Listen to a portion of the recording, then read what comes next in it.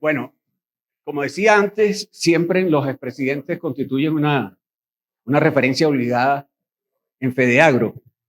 Yo me voy a permitir empezar con Fernando Camino. Fernando Camino fue presidente de Fedeagro entre 1984 y 1991. Hay una condición especial con ese periodo, porque ese periodo se corresponde con las presidencias de Jaime Lucinchi y también la segunda de Carlos Andrés Pérez. Y en ese periodo se dieron especiales circunstancias en la agricultura venezolana. En primer lugar, tuvimos el periodo histórico de la agricultura con más apoyo gubernamental. Ese es el periodo que se correspondió con lo que se llamó el milagro agrícola, que lo lideró Felipe Gómez Álvaro como ministro de Agricultura. Felipe Gómez Álvaro era un ingeniero agrónomo muy orientado a la producción de caña de azúcar, que le tocó ser ministro de Agricultura y que le dio un apoyo muy grande a la agricultura. Pero ese periodo de esplendor de la agricultura ahí creció a un ritmo más acelerado que la economía, y la agricultura respondió a los estímulos que se le dieron. Y después viene un periodo de desmontaje de todos los apoyos que tenía la agricultura. Venezuela ingresa al GATT y posteriormente a la Organización Mundial de Comercio, y le pide que se desmonte todas sus ayudas y se instaura la política comercial del país. Incluso la agricultura que iba a seguirle el desmontaje de los apoyos a la industria se adelantó a ese proceso bajo la presidencia de Jonathan Coles.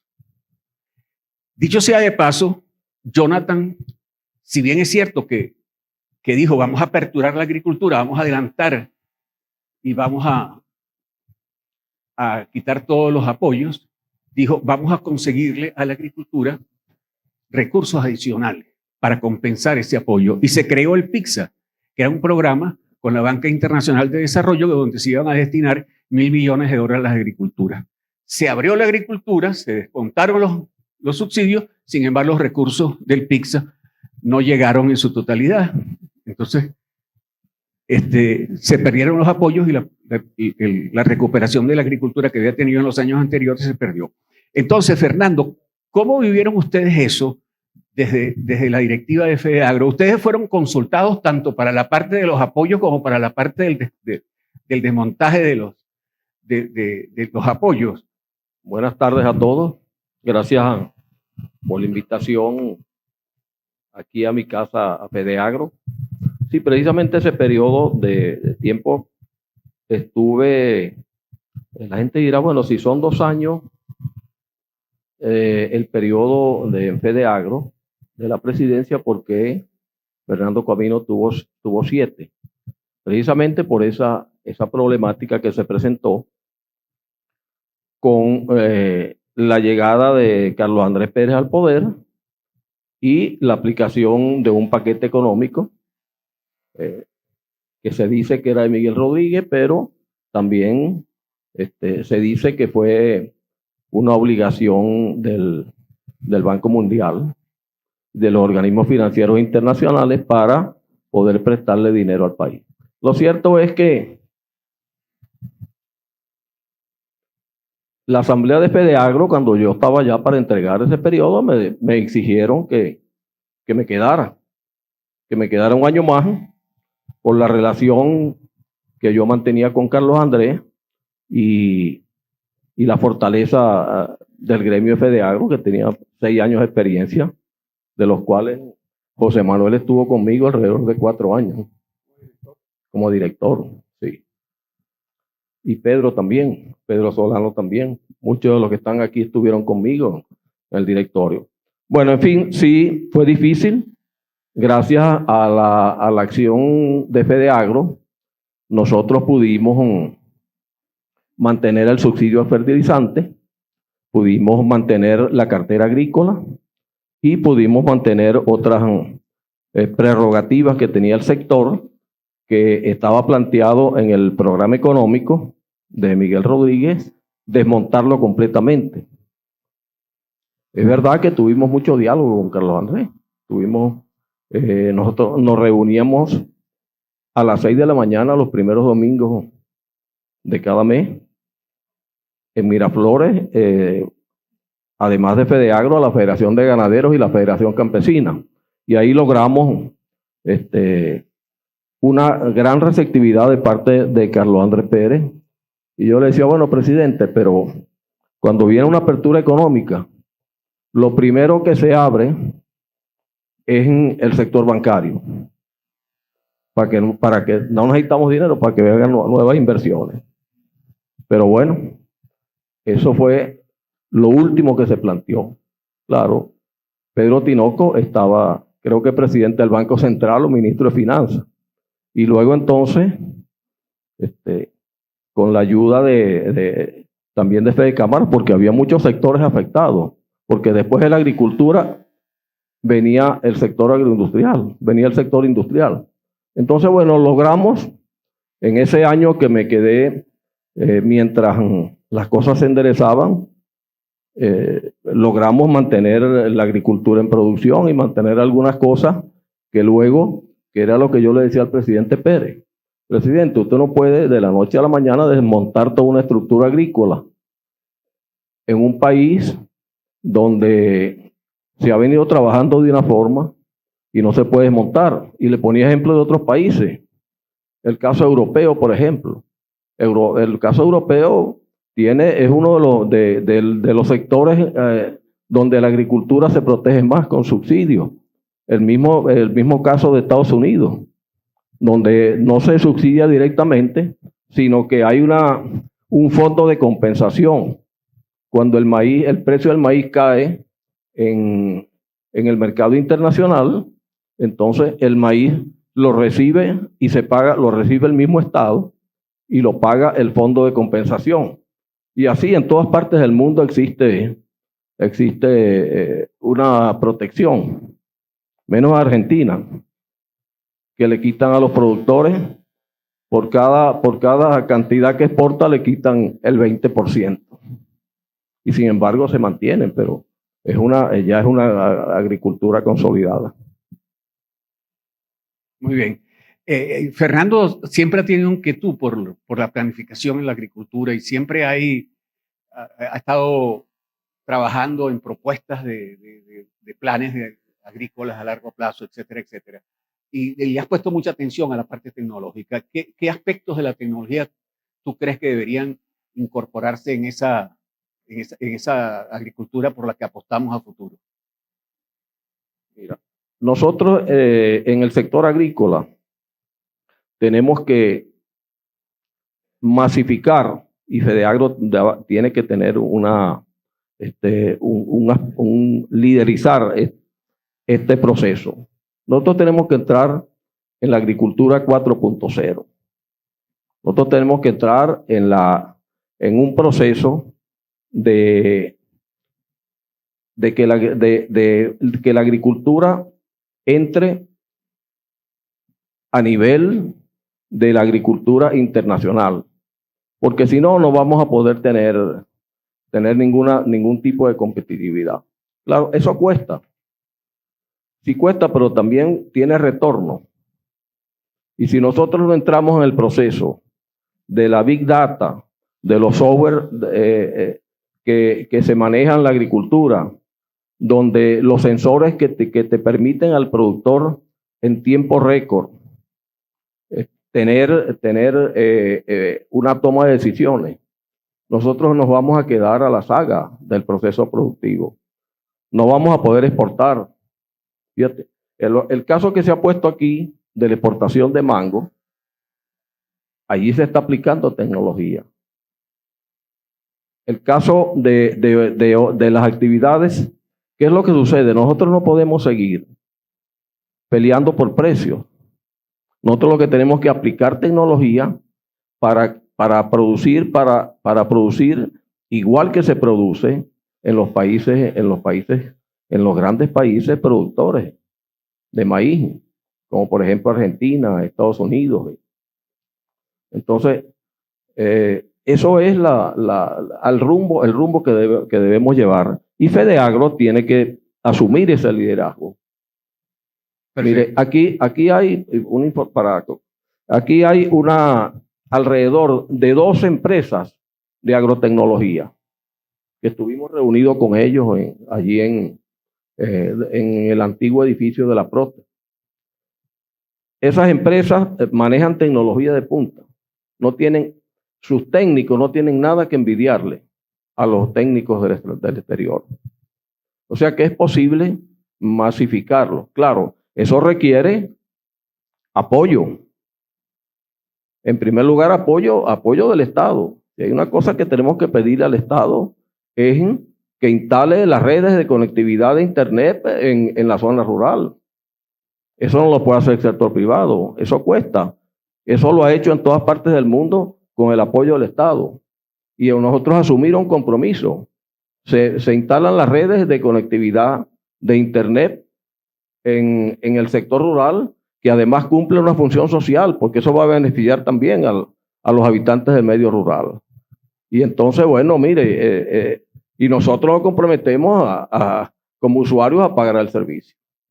Muy bien. De hecho, FEDEAGRO tiene un convenio con la Asociación Venezolana de Agrotecnología y la ABAT, y estamos creo que en la gestión de Aquiles Hosking se creó la Dirección de Tecnología, y con la Dirección de Tecnología estamos construyendo con la ABAT, en reuniones recientes que ha tenido el presidente Osman con ellos, hemos venido configurando un convenio de complementación y esfuerzos con esa asociación y con las 2 empresas que la constituyen. Pedro Solano. Don Pedro Solano le correspondió el periodo entre 1999 y el 2001. Pedro, asumiste la presidencia de FEAGRO en los inicios de la presidencia de Hugo Chávez, involucrándote como constituyente y posteriormente fuiste electo diputado por el Estado de Guárico. En tu gestión se dedicó mucho esfuerzo en la determinación de la cartera agrícola, un poco cuestionada para la época, el refinanciamiento de la deuda de los productores, en el estudio de observaciones de la Ley de Crédito Agrícola que se creó. Trabajaste mucho por la colocación de la cosecha, que era un problema en esa época terrible que tenían los agricultores. Incluso la cosecha de sorgo. Nosotros llegamos a producir 800.000 toneladas de sorgo. Creo que hoy no llegamos a 5.000 toneladas. Y el Guárico era la gran fortaleza de Guárico, era el sistema productivo de la siembra de sorgo en el invierno y la soca del sorgo para el ganado en el norte verano. Entonces, pero la colocación de ese sorgo era difícil. Ya la industria estaba señalando que la presencia de los taninos en el sorgo no le era beneficiado, no beneficiaba la conversión de alimento en huevos o en pollo. Lo cierto es que era FEDEAGRO, bajo tu tutela, logró un acuerdo que son con unos contratos forward, para que esos contratos te permitían conseguir una equivalencia entre el sorgo y las licencias de importación. Y eso alivió la carga y la problemática que tenían los agricultores. Yo lo digo, ese convenimiento entre la industria ABA, AFACA, Volpriaven, en aquella época, y FEDEAGRO, y en ese caso el Ministerio de Producción y Comercio, Agricultura se había fundido con Fomento en un solo ministerio, pero permitió en ese momento una contratación, un acuerdo entre las partes para la colocación del sorgo con estos contratos forward y con el uso con la bolsa agrícola. Yo lo digo esto como elemento que puede conducirnos en el futuro a alguna agricultura de contrato, que les voy a preguntar a algunos de los aquí presentes. Entonces, ¿qué elementos de tu gestión, Pedro, tú destacarías y qué experiencias recomendarías a considerar para esa agricultura a la que estamos apostando? Señor presidente de FEDEAGRO, Osman, señor presidente de FEDECámara, colegas expresidentes, presidentes de asociaciones, público en general, FEDEAGRO, que somos todos. Como tú decías al principio de mi gestión como presidente, que fue el principio del gobierno del presidente Chávez, se nos encomendó una tarea a nosotros. Lástima que no está aquí el presidente Irán Gaviria, que fue factor importante en la participación del sector productor en las decisiones que se iban a tomar a futuro en ese comienzo de ese nuevo país con el que casi todos soñaban. Y que esos sueños siguen ahí, seguimos soñando por el maíz, por el país que estamos dispuestos a construir. Yo fui un diputado no de Guárico, fui un diputado de FEDEAGRO.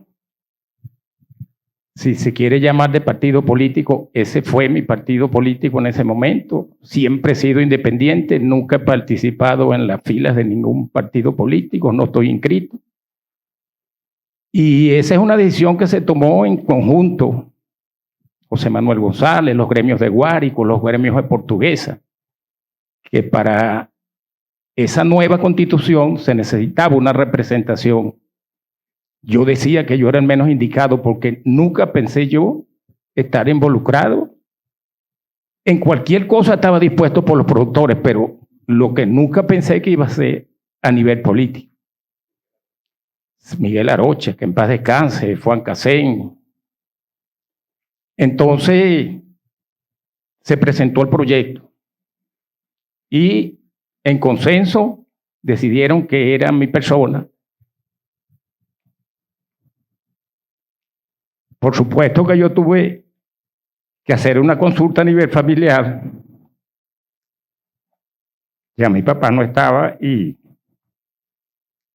la doña tenía un peso fuerte sobre la familia.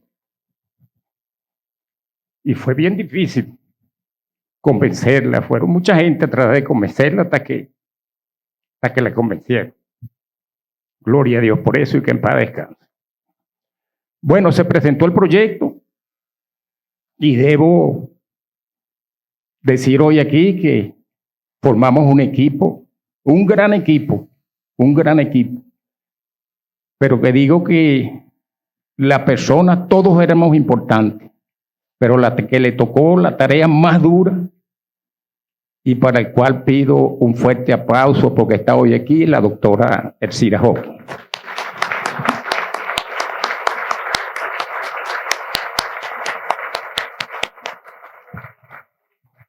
De verdad que no fue fácil armar ese equipo. Tanta gente pensante y la doctora tuvo la suficiente paciencia junto con Nelson Calabria, que en paz descanse, de ser los cabecillas de ese equipo y trabajando de día, de noche, consultando. Y ahí estar en la Constitución, artículo 305, 306, 307. ¿Cuántas horas de trabajo para esos 3 artículos? Se logró y viene la segunda parte. Listo, gracias a Dios yo salí de esto, me voy. No, viene Irán y nos reúne, no. Ahora viene a hacer las leyes de la... Que por cierto, señor, no sé si la doctora se recuerda, doctor Gaviria, después que se aprobó la Constitución, nos felicitó y nos dijo, ustedes no hicieron un articulado. Ya vienen las leyes incluidas dentro de ese articulado y nos felicitó de verdad por eso. Entonces viene la parte como diputado y yo digo que una de las prioridades, José Manuel, teníamos un equipo muy bueno, yo estaba presidente, pero José Manuel era mi vicepresidente y eso era diario las reuniones. Lo primero, vamos a ver la ley de financiamiento para el sector agrícola. Después vino la ley de silos, ley de semilla y una serie de leyes. Pero lo primordial era arrancar el motor que estaba, como quien dice, parado de la agricultura. Recuerdo que llamamos a la Comisión de Desarrollo Económico, en la cual yo formaba parte, al presidente de la Asociación Bancaria. Yo no sabía que hacerle una invitación al señor Torrico para la asamblea iba a levantar tanta roncha que el señor Luis Miquelena, que en paz descanse, nos echó un buen regaño. ¿Cómo se les ocurre a ustedes que estaban levantando roncha? Y yo decía, ¿qué habrá por ahí detrás de esto? Que hasta el presidente de la asamblea nos mandó a llamar. No dilatan, llámame el presidente Chávez para esto. Y seguimos y seguimos. Le hicimos la invitación. Nos llamaron presidentes de banco, nos invitó a la comisión a almorzar en sus edificios. Entonces, algo anda por ahí mal. Nosotros sabíamos que era 30% de obligatoriedad de cartera, 5% para el sector agroindustrial, 25% para el sector primario. Pero eso estaba a la inversa y ustedes lo sabían y muchos lo sabían. Eso era lo que no quería que se dijera, pero sin embargo fue muy amable. Ellos la llamaron interpelación, nosotros la llamamos invitación. Lo cierto es que el señor Torrico y muchos presidentes de bancos que fueron a esa reunión, sepárenme de un abrazo al señor Torrico, que no era muy abrazador Raúl Torrico, y me dice, estas eran las interpelaciones, Pedro. Eso es la interpelación, el alboroto lo formaron ustedes. Pero como dice, en la comisión se le peló los dientes. Aquí hay unos sectores que hay que echarlos a andar. Hay que echarlos a andar. Y le dijimos esto, y pedimos reuniones semanales. Lo cierto es que esa reunión, el impacto que causó esa reunión, yo le puedo decir que para el 2010, esa reunión debe haber sido el 2001 o el 2002. Para el 2010, había más de 25,000 equipos que habían entrado al país para la producción agrícola, producto de esa reunión. La avicultura modernizada totalmente, unas con plantas nuevas, otros con galpones de avanzada, de ambiente controlado y todas esas cosas. En el área de transporte no se le permitía al sector productor primario que adquiriera unidades de transporte porque eso entraba en la cartera comercial. En una reunión le propusimos que sobraba demasiado cartera y que podían. Ya para el año 2012, 2014, habían más de 2,000 unidades de transporte en manos de productores. Y en Guárico es uno de esos donde los productores tuvieron bastante acceso a tener financiamiento para transporte y todo lo que se quiso hacer para el desarrollo de la finca. O sea, simple y llanamente, nuestra obligación como diputado era hacerle revisión a eso. Y simple y llanamente, con una invitación, uno no se da cuenta. Hoy usted se pone a analizar el impacto. Dígame en el área de almacenamiento. Para el año 2000 había 1 millón de toneladas de almacenamiento y estaba casi todo en manos del sector público. Para el año 2010 había alrededor de 1.300 toneladas, 1.300.000 toneladas de almacenamiento con silos de última generación, de última tecnología, y todos fueron pagos. Entonces, simple y llanamente, asumimos la responsabilidad que nos dieron como diputados, y no hubo ningún productor del Estado venezolano que no hubiera sido alcanzado, de la única manera que no fue alcanzado por esa apertura que tuvo la banca, fue porque no quiso.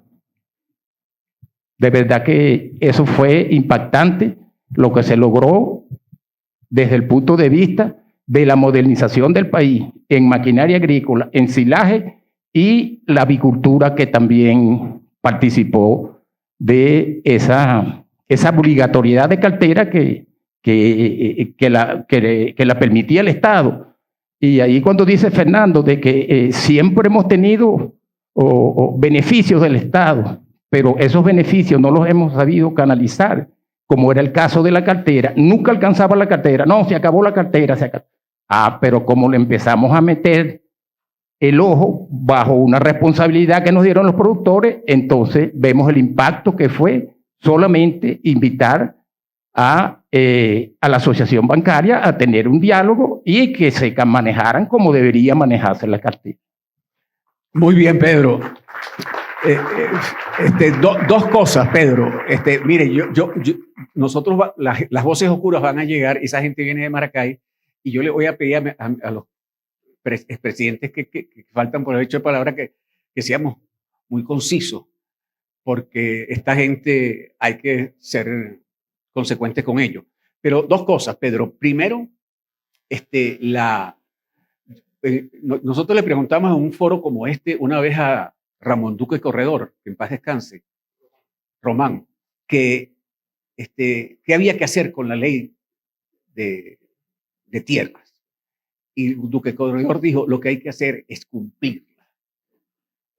Ahí hay un gran contenido en lo que él dijo, porque evidentemente que uno puede estar en desacuerdo con muchos artículos, pero en esencia, esos 3 artículos que tú mencionaste de la Constitución, que de alguna manera se reglamentaron en la ley de tierras, si se hubiera cumplido tal como estaban los términos expresados en la ley, no hubiéramos tenido los conflictos agrarios que tenemos hoy en día. Te voy a hacer una pregunta para que me dé una respuesta muy corta. ¿Tú te arrepientes de haber sido diputado por el Estado Guárico? No, de ninguna manera. Cuando yo analizo esta serie de beneficios que fue para todos los productores a nivel nacional, y que no solamente lo que significó eso, sino las relaciones que tuvimos con Brasil. Yo creo que aquí difícilmente del año 2000 al 2010 no hubo un productor que no visitó a Brasil, y a cosas muy puntuales, a ver el desarrollo y el avance. Cuando tú decías que tenemos 12 millones de hectáreas y estamos explotando todo, nosotros, en primer lugar está Brasil, en Sudamérica, segundo Argentina, tercero Venezuela en área, y pudiéramos estar no solamente produciendo las necesidades del país, sino exportando.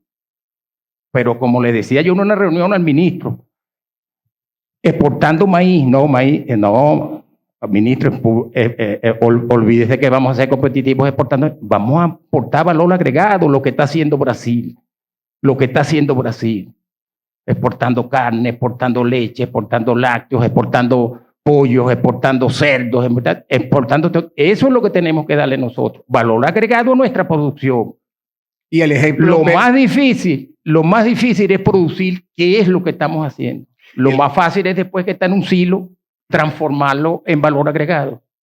El ejemplo que nos dio la gente, la finca Las Palmas de Mango, y el ejemplo del café de especialidad, porque parte del café, parte de la producción de la finca Los Luises es para la exportación. Pedro Rivas, ¿cómo estás, Pedro? ¿Cómo te va? No, perdón.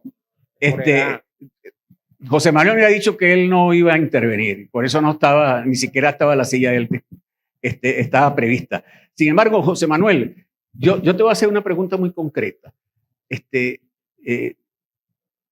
En tu periodo, que fue entre José Manuel González, 2001-2005,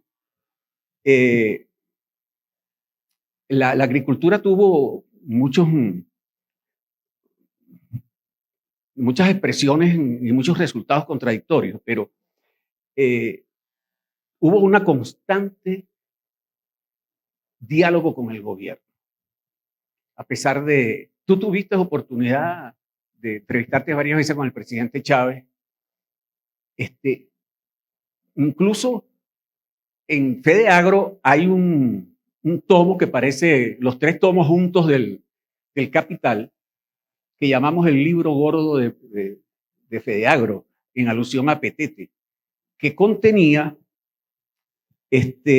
todas las comunicaciones que se habían dado en FedeAgro al Ministerio de Producción y Comercio entre el 22 de agosto del 2000 y el 11 de mayo de 2001. Y eso contenía 50 propuestas que FedeAgro hizo en esa época. Y en tu periodo se creó la Comisión Presidencial Agrícola, que era una instancia parecida a la que nos decía Fernando Camino en las conversaciones de los domingos en Miraflores con Carlos Andrés Pérez, pero en este caso con el sector agroalimentario en su conjunto. Allí hay una experiencia riquísima. ¿Qué nos puedes decir tú de las propuestas? ¿Cómo se canalizaron esas propuestas que hiciste en el libro gordo de FedeAgro? Y y la respuesta que hubo a través de la Comisión Presidencial Agrícola. Bueno, muy buenas tardes a todos, presidentes de Cámara, de Agro, colegas, todos. Y le pedía a Fernando que se sentara en el medio porque siempre será mi presidente. Papá me enseñó siempre a respetar la jerarquía y cuando yo me inicié en Fedeagro, Fernando era presidente. Mañana creía que era una mantequilla. Este era terrible. Pedro Solano, Eduardo Manuel, Nelson Calabria, Miguel Arocha, yo, éramos los irreverentes de Fedeagro y no nos las ponía fácil. Pero bueno, aquí estamos. Mira, yo no es que me entrevisté varias veces con el presidente de la República. Yo mantuve, aún siendo diputado, yo fui diputado del año 2011-2015, buena relación con el presidente de la República, a pesar de que jamás voté por él, y él sabía que jamás voté por él, y se lo decía. ¿Verdad? ¿De dónde surge la Comisión Presidencial Agrícola? Bueno, aquí está la doctora Hopkins, y tú eres testigo de la misma. Pero previo, lo primero que yo hice al llegar a Fedeagro fue crear el Instituto de Políticas Agrícolas de Fedeagro, el IPAF. Y para ello llamé a una de las personas que yo consideraba de mayor avanzada había en el campo agroalimentario, que era Germán Briceño, a Nelson Calabria, a la doctora Hopkins, entre otros, para que conformáramos ese staff de primera línea en Fedeagro. Yo consideraba que no podemos seguir yendo a reuniones sin estadísticas, sin propuestas, levantando el dedo, ¿para dónde está pegando la brisa? Bueno, para allá vamos, no, vamos a ser coherentes. Lo hicimos, creamos ese Instituto de Políticas Agrícolas y que se ha mantenido en el tiempo. No me acuerdo en qué año lo creamos, en el 2002, 2003. ¿En qué año, Germán? ¿Tú fuiste el primer presidente? Bueno, Daniela, porque yo tuve del 1 al 5. Y bueno, aquí está, se ha mantenido gracias a Germán Briceño, que estaba al frente, y gracias a todos quienes me han sustituido en la presidencia de Fedeagro, que le han dado la importancia que realmente tiene.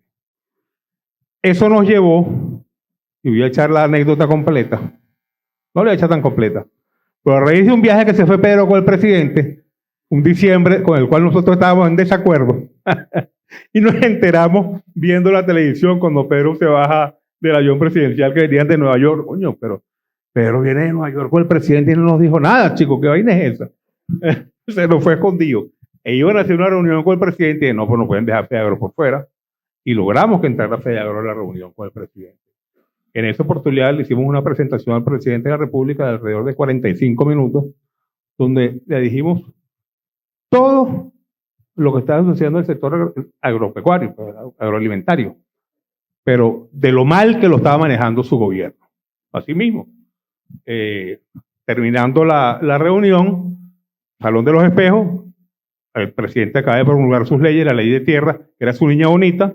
Nosotros habíamos metido un recurso ante el Tribunal Supremo de Justicia, y yo estoy parado, me había quitado el palto después de la presentación, y tal, estoy parado enfrente de él, el presidente le pone la mano al ministro, Eduardo Manuel. Bueno, yo me tengo que retirar, la verdad es que González no ha dicho cosas, el ministro no ha dicho nada, para que sea que tiene la razón. Ya digo, pues ya va, presidente, no hemos hablado de ley de tierra, le digo yo. Y le dejo deslizar nuestra recurso ante el Tribunal Supremo. Ahí está el recurso de nulidad que metimos nosotros ante el Tribunal Supremo de Justicia, pero creo que también le acabamos de demostrar, con la presentación que le acabamos de hacer, que el problema agrícola va mucho más allá de tierras y que perdimos la oportunidad de sacar una ley de consenso que realmente impulsara el desarrollo del sector. De ahí nace la Comisión Presidencial Agrícola. El presidente que se estaba retirando se quedó 45 minutos más. Y yo, que era el único que había hablado por Fedeagro, le permitió a todos el derecho de palabra. Ahí le dice al ministro, yo creo que quiero que se cree la Comisión Presidencial Agrícola, que empiece a dar resultados, tal, y así lo hicimos. La creamos y empezó a dar resultados. Hasta a dar resultados. Y lo que se acordaba era santa palabra, con la presencia de la industria y todos ahí presentes. ¿Hasta cuándo fue eso? Hasta abril. Abril del 2002. Después de abril del 2002, sucedió de todo en el país y ya la comisión empezó a no ser la misma. Y vamos a decirlo de esta manera, se radicalizó más el gobierno. Y cuando me retiro yo de la Comisión Presidencial Agrícola, de una reunión en la gobernación de Johnny Llanes, creo que era el gobernador de Cojedes, cuando yo hago una presentación sobre el precio de la industria, sobre el precio del sorgo, demostramos que lo que decíamos era justo, lo aprobamos todo por unanimidad, industria, productores, gobierno, todo, y el ministro Alfredo Andrade dice, ok, yo te la compro y eso va a Gaceta si tú me apruebas que aceptas la ley de tierra. Bueno, ministro, se acabó la reunión, no tenemos más nada que hablar. Listo, y se acabó la Comisión Presidencial Agrícola. Esa es la realidad, pues uno siempre mantuvo su posición en todo eso. Ahora, ¿qué quiero yo decir con todo esto? ¿Cómo podemos nosotros salir adelante en un país donde no tenemos una política? Bueno, el mayor valor que tenemos en el campo venezolano somos los productores agropecuarios.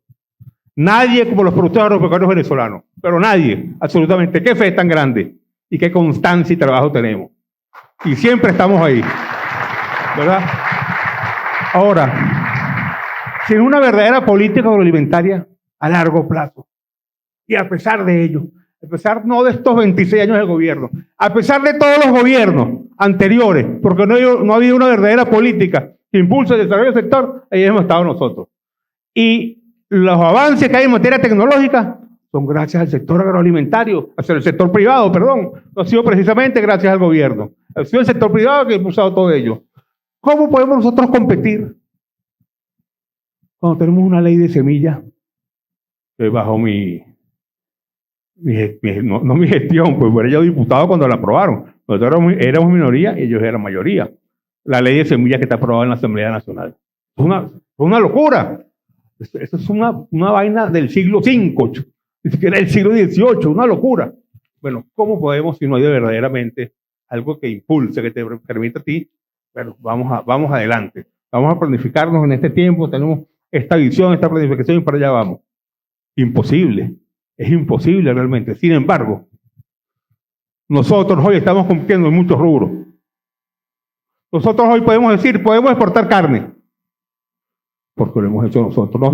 Nosotros hoy tenemos una ganadería de avanzada y de primera, con cruces tropicales, con carne y con leche, dando resultados extraordinarios. Hoy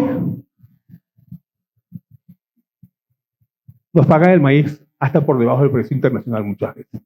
Ni siquiera a nivel de precio internacional se pone. Pero ahí estamos nosotros, trabajando y seguimos trabajando y seguimos produciendo. Entonces, cuando tú ves todas esas cosas, Germán, las cosas se hacen cada vez más difíciles. Yo recuerdo cuando yo era presidente de FEDEAGRO, llegó un momento, yo no tenía diálogo con el gobierno. No había forma de que yo hablara con el gobierno. Mi interlocutor para hablar con el gobierno era Irán Gaviria, que era embajador en Francia. Yo llamaba a Irán, coño, hermano, no hay forma de que yo le llegue a nadie, no puedo presentar nada. Él llamaba a Luis Michelena, que era ministro de Relaciones Interiores, y yo me entendía, era con Luis Michelena, ni siquiera con la ministra de Agricultura en ese momento, que no me acuerdo el nombre. Luisa Romero, ni siquiera con ella, era con Luis Michelena, con que yo me entendía. Bueno, más de uno zumbamos en el ministerio. Después el ramo era más grande que todo el teatro. Entonces, no era fácil la cuestión, sin embargo, perseveramos. Yo me acuerdo que Concho Quijada me decía, yo cada uno que me ha sucedido en la presidencia de FEDEAGRO, yo le he dicho, prepárate porque son 4 años. Se lo dije a Celso, se lo dije a Pedro, se lo dije a Aquiles, coma que esté besando a la señora Quero, ahí por ahí no la saludé, son 4 años, señora, para que sepa.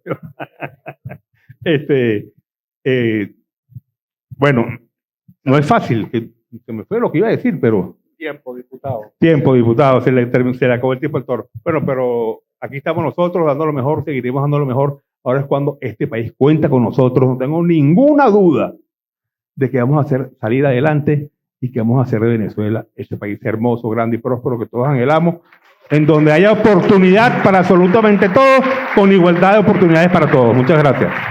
Gracias, José Manuel. Menos mal que José Manuel no tenía ganas de hablar.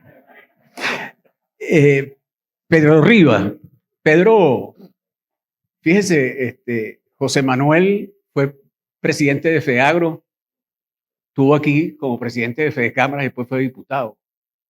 Pedro fue diputado después de ser presidente de FEDEAGRO. Pedro Rivas fue presidente de FEDEAGRO, después fue tesorero, después fue vicepresidente de Fedecámara y compitió por la presidencia de Fedecámara. Pedro, en tu periodo, déjame buscar la chuletica aquí, entre 2009 y 2013, uno de los hechos más significativos fue el ingreso de Venezuela al Mercosur. Y en Fedeagro tú impulsaste unos trabajos un poco para decir cuáles eran las amenazas y qué oportunidades teníamos nosotros con ese ingreso. Sin embargo, poca consideración tuvieron todo el trabajo que hicimos en Fedeagro en esa oportunidad.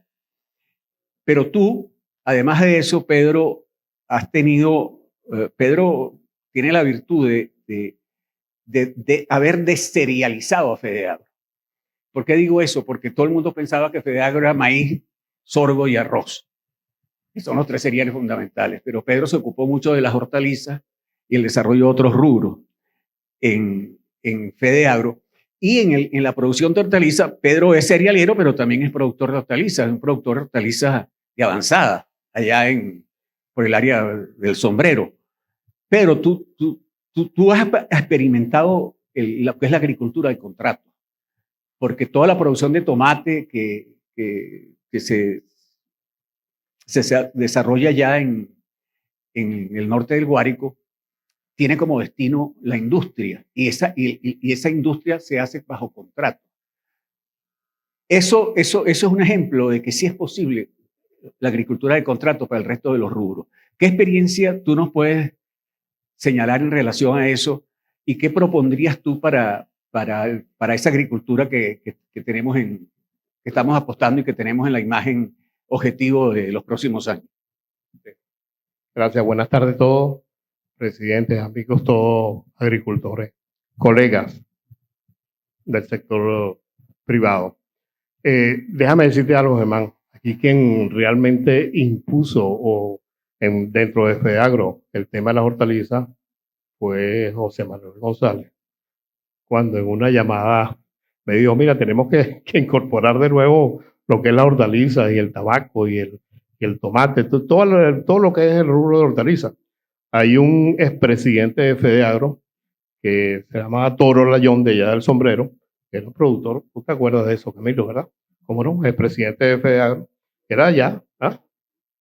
Tú lo sustituiste a él. Bueno, fíjate tú. Y la iniciativa la tomó José Manuel cuando me llamó. Yo decía, oye, pero nosotros ahí en Cebolla, sí, eso es básicamente cereal. Y posteriormente que yo ingreso, una de las cosas que propusimos entre varios actores que están muchos aquí presentes. Aquí está Ramón, aquí está Ramón, ¿quién más? Bueno, varios de los de allá de Portuguesa. Nos unimos todos y dijimos, tenemos que Fedeagro cambiar la estructura que tiene y no por rubro, porque cada quien tiene que defender su rubro. Y así lo hicimos. Efectivamente, colocamos los rubros de cereales, hortalizas, tabaco, oleaginosas, y creo que ahí le dimos una fortaleza muy importante a este sector. Gracias al apoyo que he tenido con todos nuestros compañeros, hicimos esa transformación dentro de la organización y creo que eso ha sido para una gran mejora. Un poco lo que decía José Manuel, cuando los inicios de este ciclo de Fedeagro, hubo un grupo que decía que eran agricultores, ¿cómo se llamaba? Confagán, creo que se llamaba, no sé dónde están, si existen o no existen, pero en aquel entonces nunca se me olvida las veces que tuvimos que ir al ministerio a repartirnos en distintos pisos, distintas cosas, porque ya había, topocho hawaiano, allá había de todo, o sea, habían representantes en todo el país, de todos los estados. Bueno, nos volvimos locos, me acuerdo yo eso, José Manuel, en esas primeras andanzas. Pero, definitivamente, lo que más me tocó a mí, conjuntamente con personas como Juan Casé, Roberto Latini, Ramón en la caña, José, fue el tema de los costos de producción. Cuando esta gente se centraba en manifestar que, bueno, que ellos imponían los precios sin pasando por el alto los costos de producción, pero bueno, de una manera arbitraria.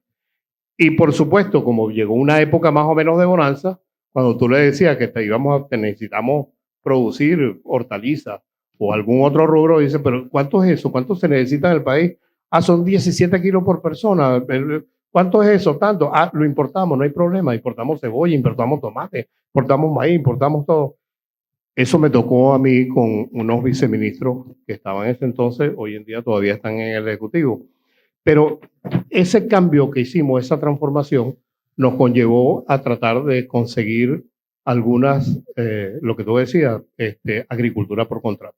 Yo creo que nosotros como productores debemos, conjuntamente con la industria, ¿verdad? Y con todos en conjunto, debemos que buscar la manera de armonizarnos todos, cosa que si algo ha hecho este Ejecutivo ha sido eso, unirnos a la industria y al sector primario, que estábamos desparramados en un momento determinado, logramos unirnos y tratar de ir con estas agriculturas por contrato, que nuestra experiencia del año 83 en adelante, bueno, tú fuiste partícipe, pues tú estuviste en una empresa tomatera. Aquí habían 27 empresas que transformaban pasta de tomate, y de acuerdo al proceso de sustitución de importaciones en el año 86, lo que hicieron fue traer pasta importada, y aquí se cerraron todas las empresas, Tequila Flores, bueno, todas las empresas que estaban, Yuquerí, Pampero, todas las empresas se fueron, solamente quedó una, fue Alimentos Gen, y con ella hicimos esta agricultura de contrato, mantuvimos la agricultura de contrato, y que eso es con vista a futuro, que es beneficioso tanto para el productor saber el precio que le van a pagar, y tanto para la industria saber el precio que ellos también y la producción que van a recibir. Yo creo que ese es un futuro que tenemos que tratar de aplicarlo a todos los rubros. Ha sido bastante difícil, pero es por el bien del país, que todos tenemos que armonizarnos, todos tenemos que unirnos en buscar eso que todos anhelamos. Por lo menos nosotros como productores agropecuarios siempre estamos viendo con la visión hacia un futuro de tener definitivamente una mejor agricultura, que hemos avanzado desde el punto de vista tecnológico en ello, y lo que se anhela es la soberanía y la seguridad agroalimentaria. Y eso lo podemos lograr a lo mejor a través con esos contratos que yo creo que se pueden dar muy fácilmente, y que la banca debería participar de alguna manera. Nos quitaron eso que teníamos anteriormente, todo el aporte de la banca. Yo creo que debería venir, aunque sea participando de una manera muy, muy suave, porque sabemos las situaciones que estamos pasando, pero si todos participamos, yo creo que podemos lograr un futuro próspero y beneficioso para el sector agropecuario en general. Gracias, Pedro. Aquiles Hoskin, 2017-2021. Aquiles, yo creo que ese periodo, quizás lo que más nos afectó a Venezuela en su conjunto fue el COVID. Te tocó ese periodo de confinamiento y que afectó mucho a la producción agrícola por problemas de movilidad, por transportes de cosecha, etcétera. Pero también en ese periodo han habido dificultades serias que yo creo que aún se mantienen con el diálogo que tanto Pedro Rivas como los periodos de José Manuel, Pedro, etcétera, siempre había el diálogo y la oportunidad. La Comisión Presidencial es un ejemplo de lo que ahí se consiguió. Parece mentira todas las cosas que se consiguieron en esa comisión. Alguien tiene que escribirlo algún día. Pero ahí había un diálogo. Siempre hubo diálogo. Siempre había comunicación. Nunca se le dio las espaldas al gremio. Sin embargo, en tu periodo no fue así. Tampoco en el de Celso. Celso a lo mejor no puede hablar de eso ahorita. Pero sin embargo se insistió. No fue que nos divorciamos y cerramos puertas. Al contrario, siempre había propuestas, siempre hubo desarrollo. Y a ti te correspondió hacer un ejercicio que yo creo que es el ejercicio de planificación a mediano y largo plazo más importante que se ha dado en el sistema agroalimentario venezolano. Y eso es una cosa que es una referencia nacional para futuros emprendimientos y futuros modelos que se ensayeen en el país. Eso tiene que ser una referencia obligada, a pesar de que las condiciones han cambiado enormemente desde ese momento hasta ahora. Sin embargo, yo no te voy a preguntar de eso. Tú siempre eres una referencia para los aspectos más importantes que tiene la agricultura, que es el financiamiento. Cuando Pedro Solano y Fernando Camino hablaban de la importancia de la tecnología, yo procesaba internamente y podremos tener acceso nosotros a la tecnología 4, 5.0, la Big Data, la agricultura de precisión, todos esos elementos sin financiamiento, sin acceso al crédito agrícola, en las condiciones que estamos ahorita. Pero la idea que contigo es ver cómo nosotros hemos hecho un conjunto de propuestas en los últimos años en relación a la parte financiera, desde destinar parte de la cartera agrícola parte del encaje legal al financiamiento de la cartera agrícola, de la titulación, los títulos y valores, programas de desarrollo, etcétera, en materia financiera. Pero pareciera que todavía nosotros, si no vencemos ese obstáculo, si aquí no hay crédito agrícola, es imposible que mantengamos un crecimiento sostenido. Es posible que ahorita nosotros hayamos avanzado en términos de producción, que tengamos algunas tasas positivas en los últimos 3 años. Pero es que venimos de un fondo muy bajo. Venimos de un crecimiento en 2020, el histórico, el tope negativo más grande de la historia de la agricultura venezolana en 2020. Y ahorita estamos intentando recuperarnos, pero hemos perdido muchas unidades de producción, mucha superficie y muchos productores. Entonces nosotros tenemos que buscar el acceso al crédito, el acceso al financiamiento, la incorporación de pequeños productores y medianos productores a la producción. Y en esa área tú tienes algunas competencias. También has desarrollado algunos temas que te he oído en tus exposiciones que tienen que ver con la agenda de exportación, que tú estás impulsando una agenda exportadora, con el concepto de producir para exportar y no exportar los excedentes que nos pueda dar una producción interna. Y el otro tema en el cual tú también tienes discurso que ofrecer es el tema de la seguridad rural. Nosotros estamos constantemente amenazados. El pranato está localizado en una cantidad de ejes productivos y amenaza con la seguridad. Y ya el solo hecho de defenderse de los malandros que dominan los territorios agrícolas de este país es un costo adicional a la producción que no entra en las estructuras nuestras. ¿Qué me puede decir rápidamente de esos 3 temas? Financiamiento, seguridad.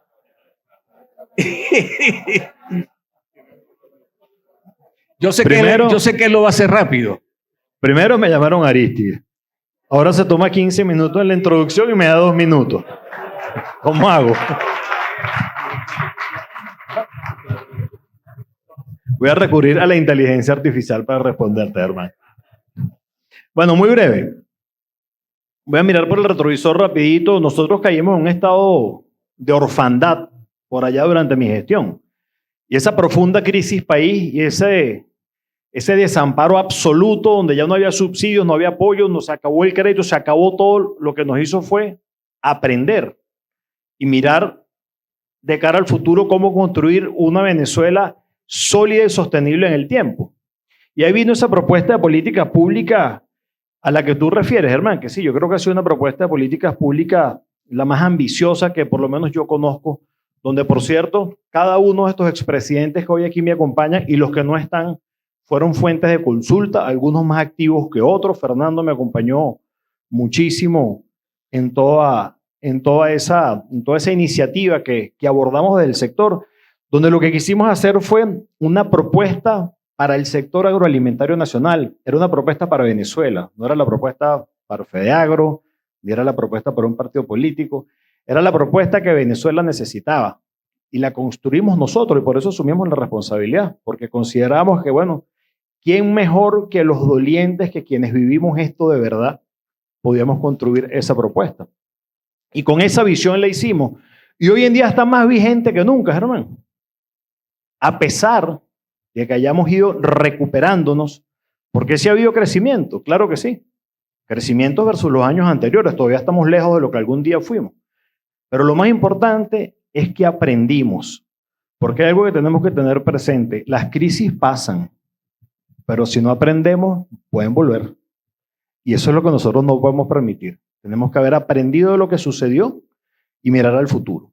Me tocaste 3 temas y te voy a abordar 4, pero muy rápidamente, porque nosotros desarrollamos dentro de toda esa propuesta de políticas públicas para el sistema agroalimentario nacional, habían 3 pilares.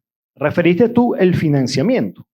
Entonces, bueno, tenemos 2 maneras de verlo. El sistema financiero o la propuesta de política financiera que necesita esa Venezuela del futuro o la que necesita la agricultura necesaria o la que podemos desarrollar hoy. La que podemos desarrollar hoy tiene unos límites enormes, pero sí tiene opciones. ¿Por qué tiene límites enormes? Bueno, simple. La cartera total de la banca nacional son 2.700 millones de dólares. La cartera de la banca panameña son 100.000 millones. Y la de Colombia son 150.000 millones. Entonces, ¿cómo crece y cómo se desarrolla un sector económico sin financiamiento? No hay absolutamente ninguna manera. Cuando tú ves que la cartera de Panamá, el banco número 10 es Banesco Panamá y son 3.800 millones de dólares y la total de la banca nacional son 2.700. La cartera de créditos de Mercantil Panamá equivale a la cartera total de la banca Venezuela, entonces no hay posibilidad. Es un problema estructural de la economía del país. No tenemos ahorita 1/3 del PIB que teníamos antes. Y aparte tenemos políticas financieras orientadas a restringir. ¿Por qué? Bueno, porque si hay crédito hay consumo y si hay consumo genera inflación, cuando lo que tenemos que hacer es estimular el consumo a la par de estimular la producción, porque la única manera que crezca la economía es creciendo en producción y creciendo en consumo, si no, no sirve. Entonces, ¿pero qué podemos hacer? Bolsa agrícola ya lo conocemos, ahí está. Tenemos que voltear el mercado de capital. El sistema financiero no es capaz de atender las demandas de los sectores productivos. Y cuando me refiero al mercado de capitales no me estoy refiriendo nada más a la bolsa agrícola y a la bolsa de valores de Caracas. Me estoy refiriendo a iniciativas privadas que se están dando. Por ahí tenemos un ejemplo del crowdfunding.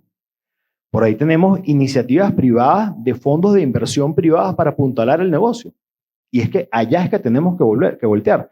Porque si esperamos que exista una política de desarrollo en materia financiera para el sector, no sé cuánto tiempo podemos esperar. Ojalá hice muy poco, pero no sé cuánto tiempo podemos esperar. Entonces, sí hay maneras. La banca siempre va a atender un pedazo. El mercado de capitales formal va a atender otro pedazo, pero existen otras iniciativas, lo repito, el crowdfunding y los fondos de inversión privados que nos pueden acompañar.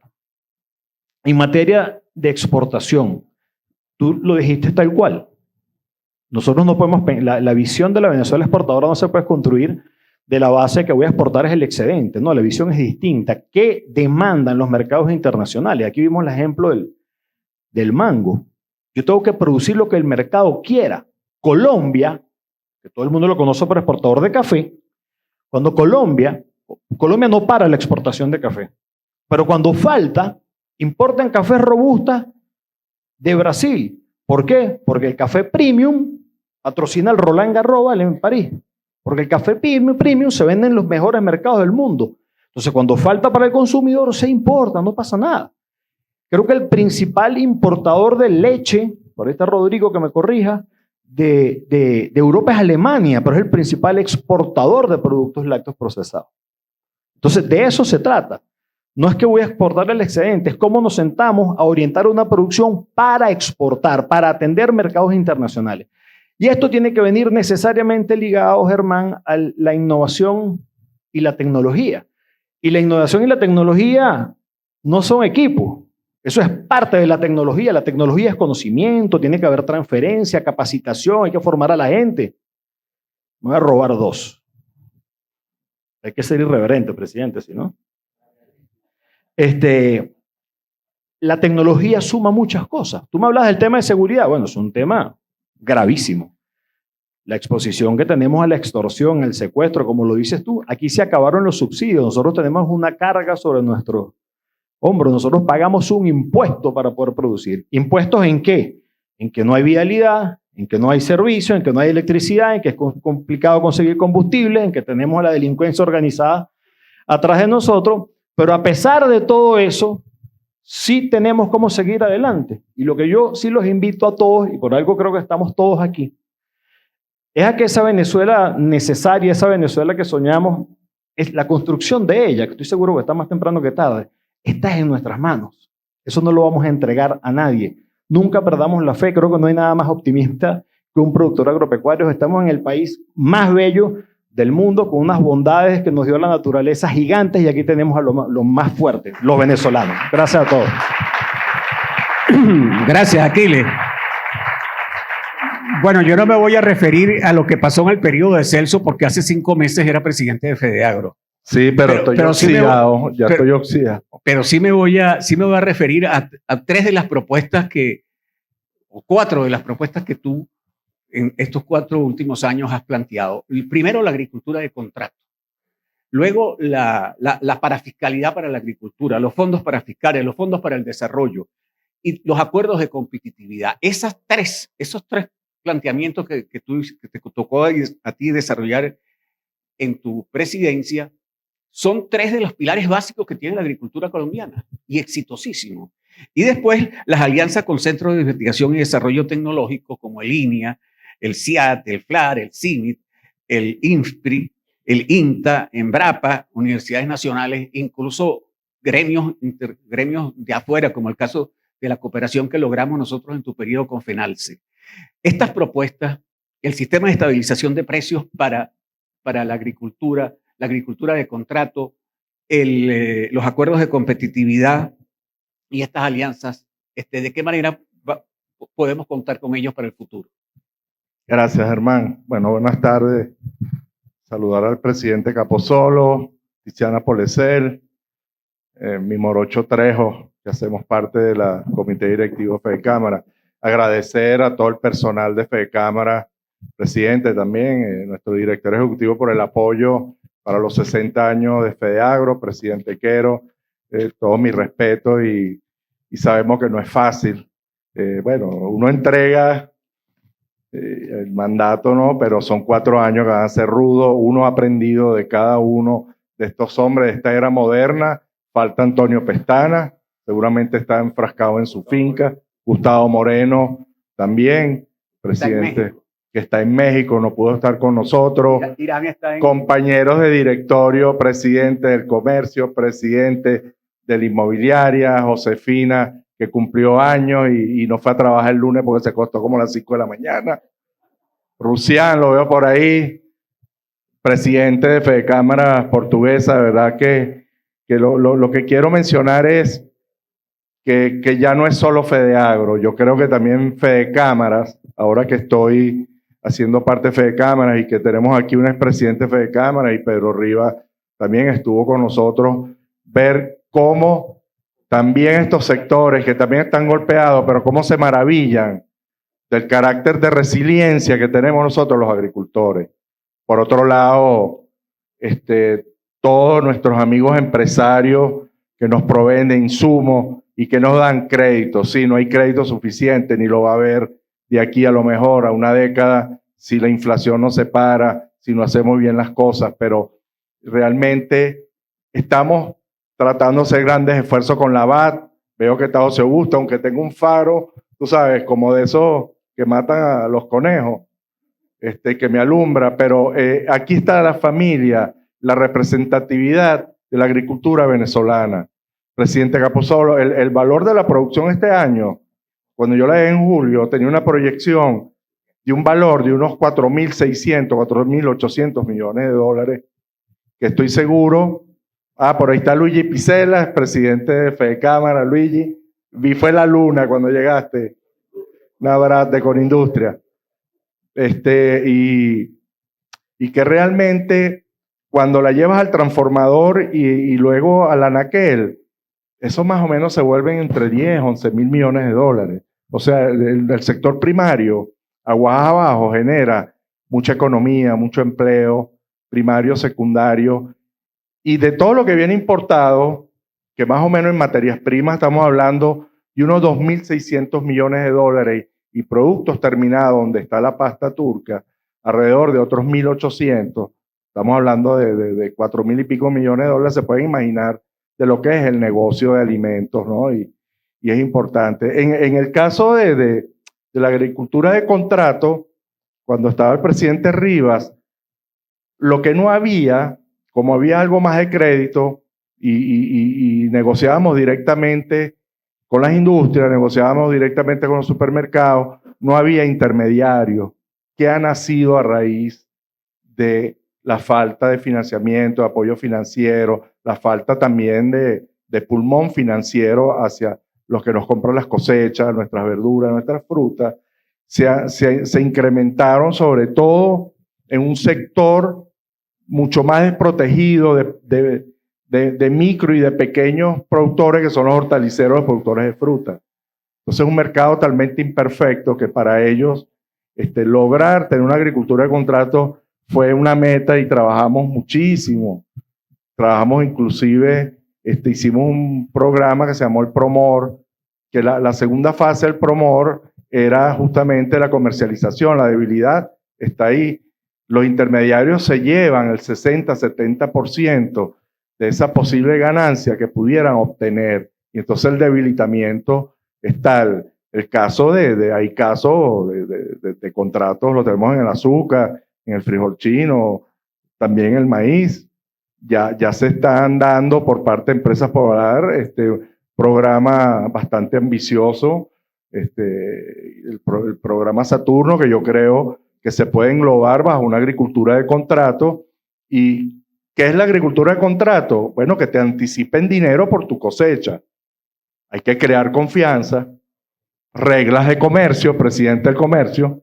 Me vas a tener que dar una clase al presidente Quero, porque dentro de eso luego puede venir litigio, presidente Quero, que estuvimos a punto hace años de tenerlo, ¿no? Y yo bastante que peleé con mi partner de equipo, Luigi Picela, ¿no? Cuando yo era presidente de FEDEAGRO y el presidente con Industria, por el tema de lo que hablábamos, de llegar a acuerdos de precios, ¿no? Pero yo creo que básicamente 17 estados, señores, su ingreso a saludo al secretario de Economía de la Gobernación del Estado portuguesa, Vicente Boscán, que ha sido también gran apoyo. Yo no creo que es de gratis de que el Estado portuguesa sea un Estado productivo, industrial, comercial, sin apoyo también de lo público, de su gobernador, y a eso iba, ¿no? Yo creo que todo lo parafiscal o la agricultura de contrato, si no tiene apoyo, si no nos unimos, sector público y privado, nada de estas iniciativas va a tener éxito. En lo parafiscal, bueno, yo me lo traje por escrito, pero yo les voy a dejar, y con mucho dolor, cuando veo unos equipos de fútbol que van a ir al Mundial y que nosotros somos mucho más grandes, que nosotros tuvimos más posibilidades, pero que uno de verdad ve oscuro el uso de ese dinero para fiscal en deporte, lo tecnológico, la lucha contra la droga, ¿no? Y todo lo que nuestros industriales y todo lo que nuestros empresarios aportan y que no son transparentes, porque en el caso nuestro, el éxito en Colombia, Café Colombia, es gracias a ese fondo parafiscal. Ese fondo parafiscal hoy día es 130, 150 millones de dólares. Por eso lanzaron esa marca, por eso van a Roland Garros. Y tienen dinero luego para tecnología, investigación, para apoyos en el campo, fondos de estabilización de precios, ¿no? Pero si no va de la mano de lo público, Vicente, si no va de la mano, si estos 17 estados que se pueden nombrar, porque igual el Zulia, el poquito petróleo que están sacando, yo creo que la actividad ganadera y agrícola genera más ingresos que el petróleo, ¿no? Aunque de verdad, bueno, el petróleo sigue siendo la mayor fuerza productiva en el país y de ahí se genera el presupuesto nacional y los ingresos, pero nosotros de verdad estamos en capacidad de la mano público-privada de darle vuelta a la tortilla. Estuvimos en 2.200.000 hectáreas hasta hace poco, año 2016. Caímos a 1.450.000. Entonces, como decía Aquiles, hacer rubros para exportar, que ya lo estamos haciendo, frijol chino, ajonjolí, bueno, tradicionales como lo es el café cacao, los camarones. Vean cómo nosotros nos podemos enfocar nuevamente a exportar plátano y otros rubros, pero también podemos en un país tropical a la carta poderle producir rubros a países donde los asiáticos por lo menos son todos, sus territorios son desérticos. Entonces yo creo que Venezuela tiene todo el potencial para convertirse la agricultura en el segundo o tercer bastión del PIB venezolano, que yo creo que estamos en capacidad, los productores están, si estamos perdiendo capacidad de campo, Germán, tú lo sabes, la estadística que llamó en el IPAF, de 58.000 tractores que teníamos para el año 2013 inventariados por el Banco Central de Venezuela, ya nos decían que el 70% tenía la vida útil caduca. Vean la crisis que hemos tenido y hoy día estamos perdiendo justamente esta capacidad. Por más tecnología que le pongamos, cada vez que vayamos a sembrar un rubro, en vez de hacerlo en una semana, se hará en 15 días, en 21 días, y ahí vamos a perder eficiencia. Entonces, hablar de agricultura de contrato y que te anticipen dinero, mire, hay que estar bien seguro, hay que hacerlo con buenos productores, hay que capacitarlo, pero bueno, esperanzado en que Fedeagro, Dios le dé 60 años más de vida y que sigamos todos juntos, unidos. Esta es la gran familia Fedeagro, que me honré de presidirlo durante 4 años, de verdad, y me siento muy orgulloso de ser un agricultor venezolano. Muchas gracias, Celso. Si yo tuviera que concluir con algo alrededor del tema que hemos desarrollado, yo diría que la agricultura que Venezuela necesita es la agricultura que es condicionante para el desarrollo, o es el reconocimiento de que la agricultura es condición de desarrollo. Y es condición de desarrollo porque la actividad económica, social y política de 17 estados del país dependen de la agricultura. De que un barbero, un chofer, un estilista, un farmacéutico, un dependiente de una tienda en Acarigua, depende de la agricultura. Y depende del ingreso de los agricultores y de todas las economías hacia adelante y hacia atrás del proceso productivo se generan. Y la agricultura es condición de desarrollo porque no solamente es proveer de alimentos a la población, también es subsidiaria de otros sectores económicos. Alrededor de la agricultura se producen externalidades positivas que hacen de la agricultura uno de las actividades económicas más protegidas del mundo. Más de $1.000 millones diarios se destinan en subsidios a la agricultura en el mundo. En Venezuela nosotros estamos absolutamente desprotegidos. Los únicos 2 impuestos que nos quedaban era el impuesto sobre la renta, que ya eliminaron, y el subsidio a los combustibles, que también se eliminó. De manera de que nosotros estamos absolutamente desprotegidos y, como dijo Aquiles, el solo hecho de ser un agricultor implica que estamos pagando un impuesto por serlo. Y todo eso se corrige con el apoyo, con la fortaleza, con las matrices insumo producto que se generan alrededor de la agricultura. Yo creo que nosotros pudiéramos haber desarrollado solamente este tema en el día de hoy con más tiempo, pero yo creo que ha sido muy nutritiva todas las exposiciones que ustedes han hecho y le agradecemos mucho su presencia. Así que, presidente, gracias.